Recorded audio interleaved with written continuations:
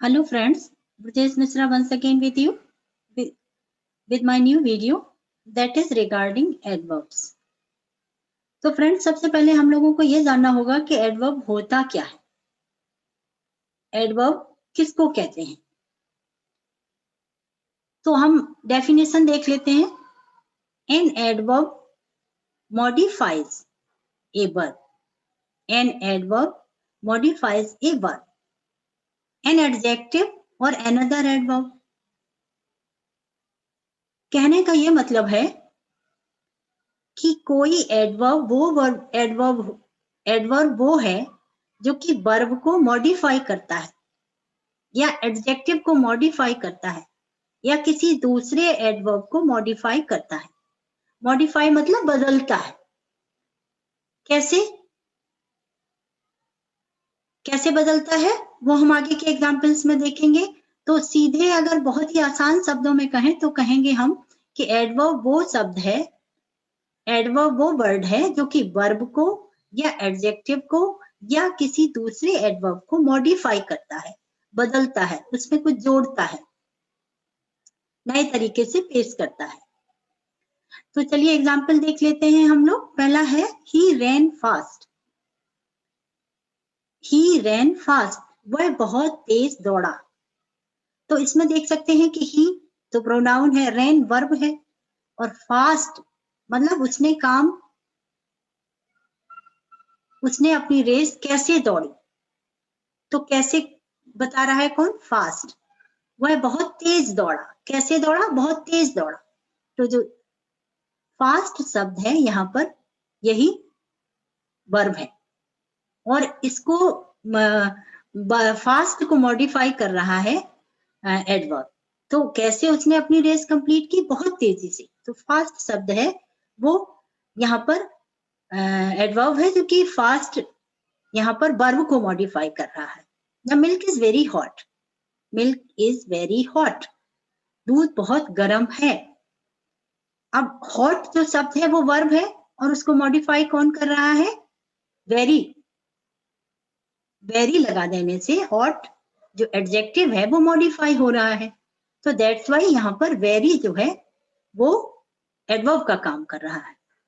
The man jumped over the fence quite carefully. The man jumped over the fence quite carefully. तो how the man jumped over the fence? Quite carefully. तो यहाँ पर जो carefully है वो जो है वो एडवर्ब है। उसने फेंस को किस तरह से कूदा? बहुत ध्यानपूर्वक। तो आप कैसे काम करते हैं वो एडवर्ब बताता है, इसीलिए वो एडवर्ब एडजेक्टिव या वर्ब को या दूसरे एडवर्ब को मॉडिफाई करता है। नेक्स्ट सेंटेंस देख लेते हैं। कैसे the above statement is true. The statement क्या है? नाउन है। इज ट्रू एबव इन्होंने दे दिया तो एबव जो है वो एडवर्ब है। Statement is true. The above statement which one? The above written statement, जो ऊपर लिखा हुआ है स्टेटमेंट वो ट्रू है। तो ऊपर लिखा हुआ इसकी खासियत है स्टेटमेंट की, तो उन्होंने लिखा the above statement is true. The train came exactly at 10। The train came exactly at 10। जो वर्ब आया था केम, उसके लिए इन्होंने एडवर्ब दिया एग्जैक्टली एट 10। दैट मीन्स जो ट्रेन बिल्कुल सही समय पर आई। कैसे आई? बिल्कुल सही समय पर। तो एग्जैक्टली जो यहाँ पर यूज हुआ है वो मॉडिफाई कर रहा है वर्ब को। तो यहाँ पर जो एग्जैक्टली है वो एडवर्ब है। इस तरीके से यूज होता है एडवर्ब। नेक्स्ट आप देखिए कि I shall go only if he asks me. I shall go only if he asks मी। तो ओनली शब्द जो है वो यहाँ पर एडवर्ब है। वो तभी जाएगा जबकि, वो केवल इसी शर्त पर जाएगा कि वो उनको बुलाते हैं। I shall go, मैं तभी जाऊंगा, only, केवल, केवल तभी जाऊंगा। तो जो only शब्द है, अगर वो बुलाते हैं तो only जो है वो यहाँ पर एडवर्ब है। Luckily he escaped unhurt, luckily मतलब फॉर्चुनेटली, फॉर्चुनेटली मतलब भाग्य से, किस्मत से, ही एस्केप्ड वह बच गया, अनहर्ट बिना चोट लगे हुए। तो जो लकीली शब्द आया है वो यहाँ पर एडवर्ब है। भाग्य से वो दुर्घटनाग्रस्त होने से बच गया, उसको चोट नहीं लगी। नेक्स्ट देख लेते हैं। नेक्स्ट फ्रेंड्स, मैंने बताने की कोशिश की है कि आपके एडवर्ब कितने प्रकार के होते हैं। एडवर्ब जो है एडजेक्टिव, वर्ब या किसी दूसरे एडवर्ब को जो मॉडिफाई करते हैं वो शब्द कितने तरीके के होते हैं, कितने प्रकार के होते हैं, यहाँ हम ये देख लेते हैं। तो फर्स्ट वन हमने लिखा है adverbs of time. Adverbs of time मतलब वो एडवर्ब जो कि टाइम के बारे में बात करते हैं, समय के बारे में बात करते हैं। अगर कोई सेंटेंस लिखा हुआ है और उसमें व्हेन से हम क्वेश्चन पूछें और उस क्वेश्चन के आंसर में जो शब्द आते हैं वो सारे टाइम्स के लिए यूज हुए एडवर्ब्स होते हैं।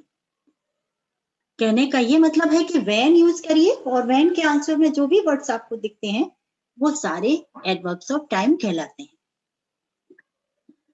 जैसे व्हेन के आंसर में यहाँ पर आ रहा है now, then, always, often, never, soon, late, already, shortly, today, tomorrow, recently. Now मतलब अभी अभी, देन मतलब तब, ऑलवेज मीन्स हमेशा, ऑफन मीन्स अक्सर, नेवर कभी भी नहीं, सून तुरंत, लेट बाद में, ऑलरेडी पहले से ही, शॉर्टली बहुत थोड़े समय बाद, टुडे आज, टुमारो कल, रिसेंटली अभी थोड़े समय पहले।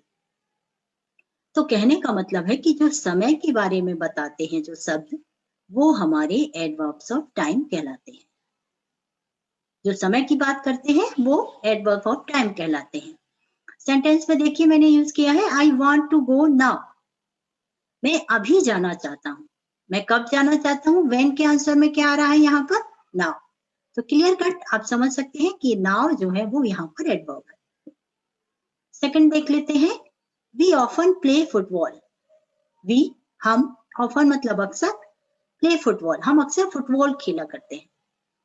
तो यहाँ पर ऑफन अक्सर जो शब्द है वो टाइम के लिए यूज हुआ है। तो ऑफन यूज हुआ है टाइम के लिए, दैट मीन्स ये एडवर्ब ऑफ टाइम है। तो फ्रेंड्स, टाइम के लिए यूज होने वाले सभी शब्द वो एडवर्ब ऑफ टाइम कहलाते हैं। नेक्स्ट देख लेते हैं एडवर्ब्स ऑफ प्लेस। यहाँ पर सेंटेंस में जो भी शब्द वेयर के आंसर में आते हैं वो सारे एडवर्ब्स ऑफ प्लेस कहलाते हैं। कैसे, हियर, देयर, हियर मीन्स यहाँ, देयर मीन्स वहां, नोवेयर मीन्स कहीं भी नहीं, इन मीन्स अंदर, आउट मीन्स बाहर, अप मीन्स ऊपर, अंडर मीन्स नीचे, फार मीन्स दूर, इनसाइड मीन्स अंदर, आउटसाइड बाहर, नियर मीन्स पास में, हेंस मीन्स इस तरह, टेंस मीन्स उस तरह।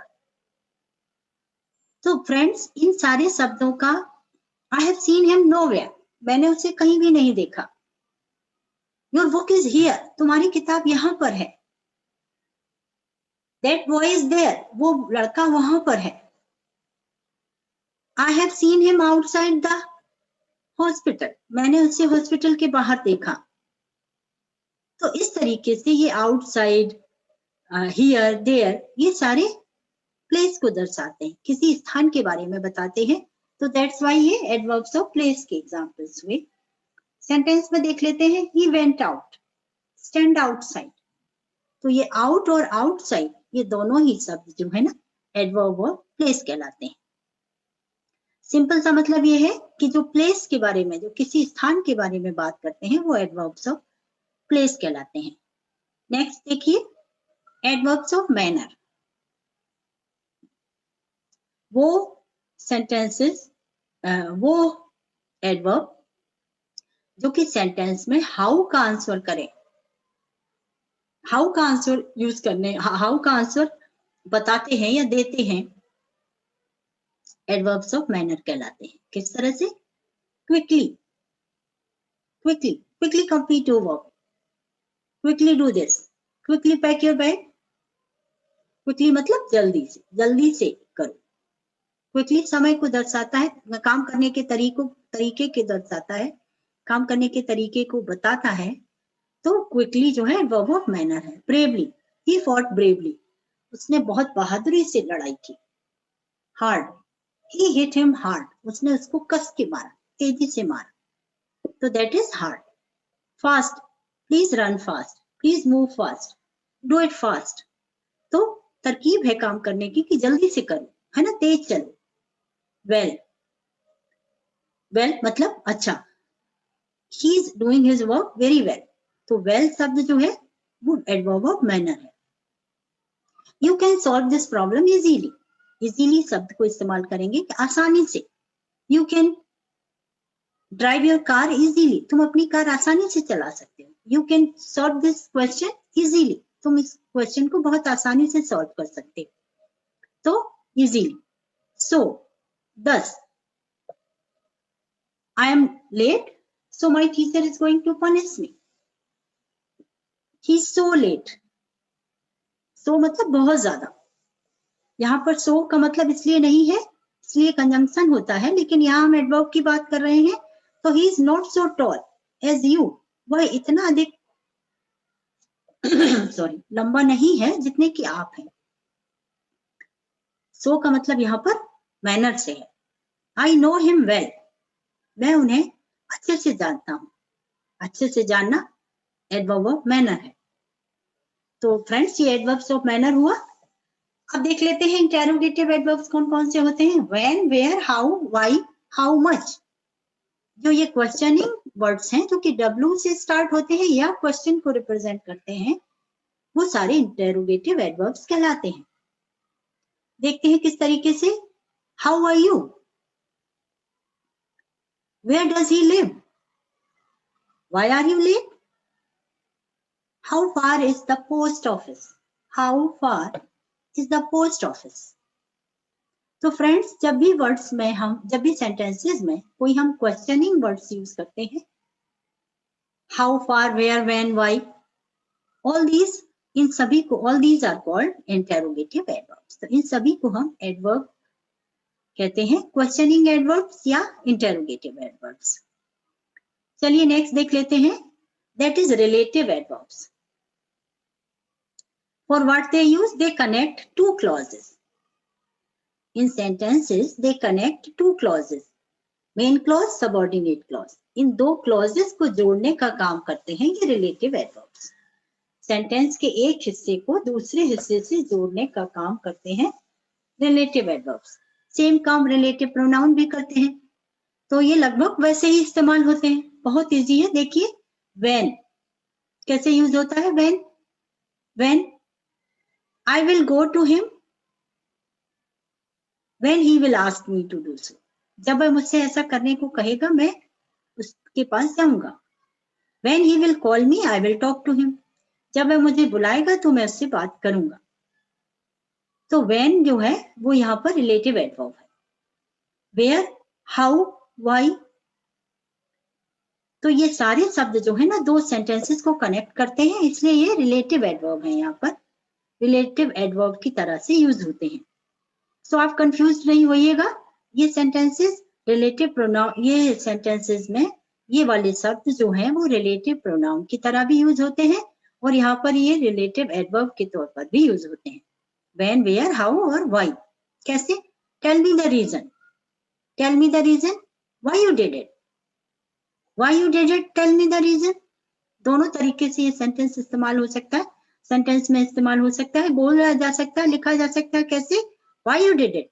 Tell me the reason. दूसरा तरीका इस तरीके से जो मैंने दे रखा है, tell me the reason why you did it. तो ये क्या है? रिलेटिव प्रोनाउन, रिलेटिव एडवर्ब है, सॉरी प्रोनाउन नहीं। This is the place. This is the place where we meet. This is the place where we meet. ये वही जगह है जहां पर हम मिले थे। तो रिलेटिव एडवर्ब्स को समझना बहुत आसान है, ये दो सेंटेंसेस को कनेक्ट करने का काम भी करते हैं और क्वेश्चनिंग वर्ड्स में आते हैं। नेक्स्ट देख लेते हैं, एडवर्ब ऑफ डिग्री और क्वांटिटी। यहाँ पर मात्रा के बारे में बात करते हैं, यहाँ पर मात्रा के बारे में जो एडवर्ब बात करेंगे हम उनको एडवर्ब ऑफ डिग्री या एडवर्ब ऑफ क्वांटिटी कहेंगे। कैसे? अगर वो सेंटेंसेस में यूज होंगे तो they have to answer how much. How much मतलब कितना, कितनी मात्रा में। तो that is adverb of degree और एडवर्ब ऑफ क्वांटिटी। तो see the words very much, whole, partly, almost, exactly, quite, fairly. Very much मतलब बहुत अधिक, होल मतलब सारा। Whole food you have finished, have you finished whole meal, तुमने सारा खाना खत्म कर लिया। तो that way we use whole, whole मतलब सारा। Partly, partly I can do this, partly मतलब थोड़ा हिस्सा, हम ये कर सकते हैं। ऑलमोस्ट, ऑलमोस्ट मतलब लगभग पूरा। Almost I have completed my work, almost मतलब मैंने लगभग अपना काम पूरा कर लिया है। तो ऑलमोस्ट एडजेक्टिव ऑफ डिग्री बताता है कि काम पूरा होने वाला, लगभग काम पूरा हुआ है। एग्जैक्टली, बिल्कुल, exactly, exactly this is the thing I want to tell you. So this is adverb of degree. Exactly, I want this letter that way. तो exactly मतलब बिल्कुल इसी तरीके से हम चाहते थे इस लेटर को। तो adjective of, sorry, adverb of degree. Then quite and fairly. So see the sentences I have used some. I am very thirsty. I am very thirsty. The person is telling us I am very thirsty कि वह बहुत अधिक प्यासा है। I am very thirsty, मुझे बहुत प्यास लगी है। तो थर्स्टीनेस को वी कांट टेल कि 1 kg और 2 kg और 3 kg, no, it will be measured in degree. So degree how much, how much मतलब वेरी मच। तो मैं बहुत अधिक प्यासा हूं या मुझे बहुत प्यास लगी है। तो वेरी जो है वो एडजेक्टिव ऑफ डिग्री है। यू आर राइट, हम बोलते हैं यू आर राइट, आप सही हैं। बट अगर हम बोलते हैं कि यू आर क्वाइट राइट, आप बिल्कुल सही हैं, तो क्वाइट जो है वो एडवर्ब ऑफ डिग्री है। आप कितने सही हैं? You are quite right. How much, तो that is adverb of degree. तो फ्रेंड्स, ये एडवर्ब ऑफ डिग्री को समझने के लिए आपको केवल ये देखना है कि हाउ मच, कितना। नेक्स्ट देखते हैं adverbs of number. Number 1 2 3, once, twice, first, secondly, again. once मतलब एक बार, twice मतलब 2 times, first मतलब फर्स्ट वन, सेकेंडली, अगेन दोबारा। तो ये सारे जो एडवर्ब्स हैं वो नंबर्स के लिए यूज होते हैं। I went to him twice, मैं उससे मिलने गया था 2 बार। 2 बार, 4 बार, 6 बार, 8 बार, जो भी आप नंबर्स में बताते हैं सॉरी, जो शब्द नंबर को रिप्रेजेंट करते हैं, ट्वाइस, थ्राइस, ये सारे ही एडवर्ब्स ऑफ नंबर कहलाते हैं। इसी तरीके से रोमन नंबर्स में भी कहते हैं फर्स्ट, सेकंड, थर्ड, तो दैट ऑल्सो नंबर्स में आता है। तो आंसर दिस क्वेश्चन फर्स्ट, तुमको पहले इसका आंसर देना होगा। तो first, secondly you can do anything else, बाद में तुम कुछ और कर सकते हो। You can do anything else later on, बाद में तुम कुछ करना। आंसर दिस फर्स्ट, आप इसका पहले आंसर दो। तो पहले या बाद में, ये भी नंबर को ही बताता है। तो ये भी एडवर्ब्स ऑफ नंबर है। नेक्स्ट देख लेते हैं एडवर्ब्स ऑफ रीजन। ऐसे एडवर्ब्स जो रीजन के बारे में बताते हैं, जो कारण बताते हैं। Therefore, so, hence. I have missed my bus, so I take my taxi. So I take the taxi. Teacher punished the boy, so he complained with his mother. So he complained regarding this to his mother. तो so मतलब इसलिए। I am not well, so I will not attend the meeting. मैं ठीक नहीं हूं, इसलिए मैं meeting attend नहीं करूंगा। मतलब वो रीजन बता रहा है। Therefore, hence, ये तीनों ही शब्द जो है रीजन क्लियर करने के लिए दिए जाते हैं। तो इनको हम एडवर्ब्स ऑफ रीजन कहते हैं। एग्जाम्पल सेंटेंसेस के तौर पे देखिए, he therefore didn't come, was not well, he therefore didn't come. इसलिए वह नहीं आया था. He is hence concealing the truth. He is hence concealing the truth.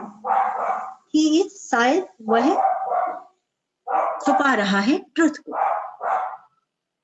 He is hence concealing the truth. शायद वह छुपा रहा है सच्चाई को. He is hence concealing the truth.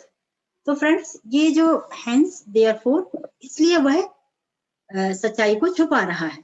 तो ये जो therefore, so और hence शब्द हैं ये सारे एडवर्ब की तरह इस्तेमाल होते हैं जब कोई बात में रीजन देना होता है हमें कि ये हमने इसलिए नहीं किया.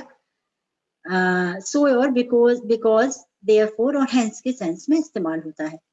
नेक्स्ट देख लेते हैं कि adverbs of affirmation and negation कैसे, जिनका कि आंसर हम yes, no, not surely, certainly, undoubtedly, by all means, not at all, negative या अफर्मेटिव. अफर्मेशन में या निगेशन में माने हाँ में या ना में हम आंसर करते हैं तो वहां पर हम एडवर्ब ऑफ अफर्मेशन और निगेशन का इस्तेमाल कर रहे होते हैं. कैसे देख लेते हैं सेंटेंस में. He will surely fail. Surely मतलब निश्चित रूप से.